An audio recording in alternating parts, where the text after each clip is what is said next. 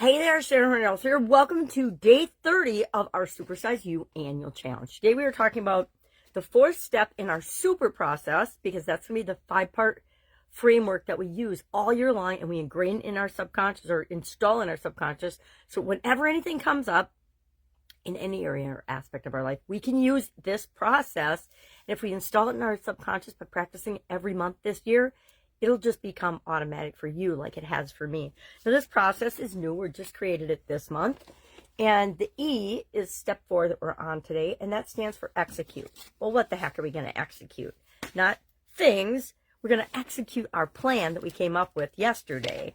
So how are we going to do that? I'm going to share Virginia's, how she's doing it. And what you'll do is you're going to want to have checkpoints along the way between now and achieving your goal or solving the problem or eliminating the challenge or dealing with the challenge, whatever it is that you've selected. And Virginia selected that she wants to improve her finances by having a $10,000 emergency fund and then pay down $5,000 of her credit card debt. She's got $8,000 on a high interest credit card, and she wants to knock that out and get rid of that so she can build an emergency fund and so that she feels more safe and secure with her finances. So how is she doing this step of the process? How is she executing against the plan that she planned the step before? Well, number 1, on week 1, she's going to set up all automatic transfers and download a budgeting app. She hasn't had personally a budgeting app, so she's going to actually start using one. So week 1, she's going to do that. Not necessarily today, but within the next few days, she'll do that. Daily, she's going to track every expense in real time. And she'll do that for a short period of time in order to get a clearer, accurate, honest picture of how and where her money goes. Thirdly, weekly, she's going to review her spending versus her budget and then adjust if needed. So if she finds that this week she spent twice as much on groceries, but really it's better because she's not eating out at all, then maybe she won't adjust it. But if she finds that she's just compensating for other areas of her life by buying a whole bunch of junk food, then she will adjust.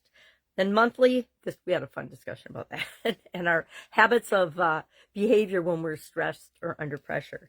And monthly, she'll make extra debt payment, celebrate progress with a free low-cost reward. So she's brainstorming a list of, and I tell everybody to do this, brainstorm a list of 20 to 100 or 1,000, how many ever things you want, little things that you can do to reward yourself or to distract yourself if life is feeling heavy and you need just a little breather or a break. So she's done that as well.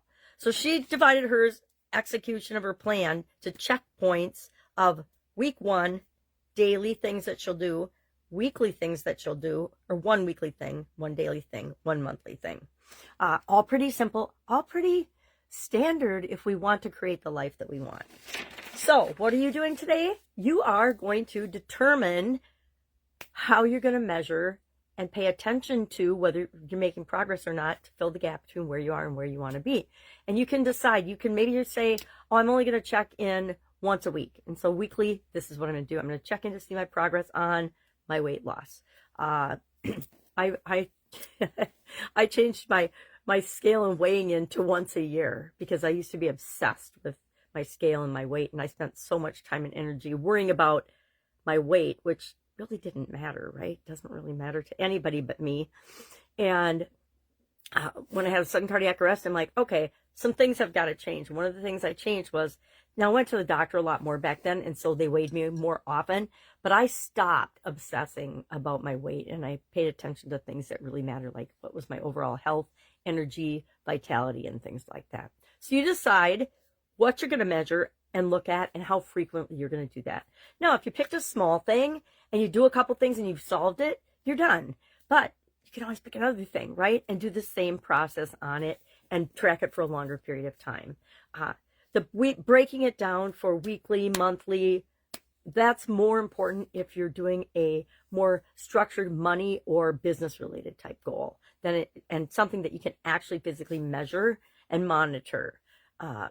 Other things that are more subjective, it's a little harder to do that. But anything is possible, so it is totally possible to come up with ways to measure those subjective things, even if it's just you rate yourself on a scale of 1 to 10.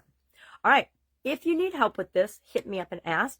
If you have any questions, please ask. And I say ask them in the comments below so other people can benefit from the answer too. Chances are, I'm not going to say chances are, I'm going to say if you have a question or concern, I guarantee somebody else watching this has a similar question or concern. And by you stepping out of your comfort zone and asking, that helps other people as well. We're all about that, making the world a better place by being the best possible version of ourselves. I would also like to invite anybody who's interested to join me on the school platform. I've got a free community right now. Not sure, it's not going to be free much longer. I think February, that's going to be a massive jump from free to paid. Not a massive jump. It's going to be a jump because we're almost at our 50 member mark. And I told myself that at 50 members, I would launch my tiers. And so those are coming very soon. I think we're at 46 or 47 last night when I went to bed. So we'll see.